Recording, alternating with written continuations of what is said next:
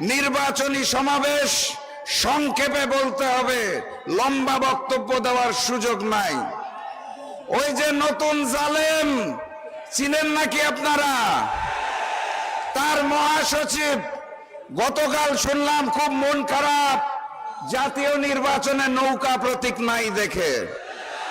ওনার খুব মন খারাপ শেখ হাসিনা নির্বাচনে নাই দেখে, এবং উনি বলতে চায় জামাত খুব খারাপ কারণ ৭১ নাকি অনেক কিছু করেছে।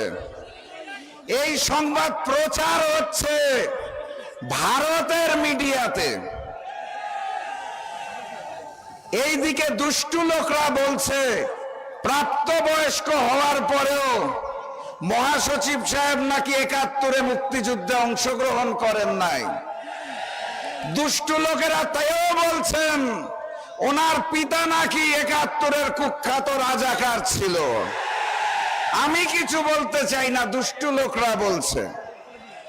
পুরাতন জালেম আওয়ামী লীগ গণভোটে নায়ের পক্ষে আছে, এখন দেখি নতুন জালেমও নায়ের পক্ষে। প্রচারণার দায়িত্ব নিয়েছে ভারতের মিডিয়া। আওয়ামী লীগ, বিএনপি আর ওই নরেন্দ্র মোদী মনে হয় মিলেমিশে একাকার হয়ে গেছে। আমি স্পষ্ট ভাষায় বলতে চাই, ঐক্যবদ্ধ বাংলাদেশ যদি দেখতে চান তাহলে এই মঞ্চের দিকে তাকান, এই খুলনার দিকে তাকান, যেখানে হিন্দু মুসলমান মিলেমিশে একাকার হয়ে গেছে। ঐক্যবদ্ধ বাংলাদেশ যদি দেখতে চান তাহলে এই জনসভার দিকে দেখুন। আমার ভাইয়েরা এবং বোনেরা সুশৃঙ্খল ভাবে একত্রিত হয়েছে, কথাবার্তা পরিষ্কার। খুলনার ৬টি আসন, কয়টা? ৪ নম্বরে দেওয়ালঘড়ি, কি প্রতীকটা কি? আর বাকি ৫ আসনে কোনো ভেদাভেদ চাই না। আগামী দিনের প্রধানমন্ত্রী মানবিক নেতা ডক্টর শফিকুর রহমানকে খুলনার ৬ আসন উপহার দিতে হবে। আর ওই গণভোটে হাকে জয়যুক্ত করতে হবে, কোনো বিকল্প নাই। সারা বাংলাদেশে নতুন জালেমরা আমার বোনদের উপর আক্রমণ করছে, আপনারা জানেন তো। এই বাম পাশে আমার বোনেরা আছে, তাদের জানিয়ে দিতে চাই মুহাম্মদ সাল্লাল্লাহু আলাইহি সাল্লামের সময় সকল যুদ্ধে পুরুষ এবং নারী একসাথে যুদ্ধে অবতীর্ণ হতো ইসলামের জন্য। আপনারা আমার বোনেরা ঘাবড়াবেন না, আমার আপনাদের ভাইরা এই পারে আছে। এক রক্তবিন্দু যদি শেষ রক্তবিন্দু দিতে হয় তাও আপনাদের ইজ্জতের কোনো অপমান হতে দেওয়া হবে না।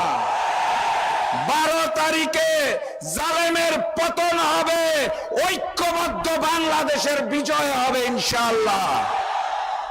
বক্তব্য শেষ 2 লাইন। আগামীর প্রধানমন্ত্রীর নাম কি? আর আপনারা বড় সৌভাগ্যবান, কারণ ডক্টর শফিকুর রহমান প্রধানমন্ত্রী হওয়ার পরে সবচেয়ে গুরুত্বপূর্ণ মন্ত্রণালয়ের মন্ত্রিত্ব যিনি নেবেন তিনি এই মঞ্চে বসে আছেন। ওনার নাম কি? আলহামদুলিল্লাহ, খুলনাবাসীর জন্য অনেক অনেক ভালোবাসা। 12 তারিখের পর আবার আসবো বিজয় উদযাপন করার জন্য ইনশাআল্লাহ।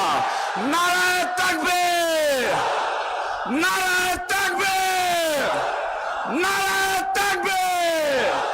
এটাই আমাদের বিজয় ধ্বনি। বিজয়ের যাত্রা শুরু হলো, বিজয়ের পথে যাত্রা শুরু, জীবন অথবা মৃত্যু। আসসালামু আলাইকুম।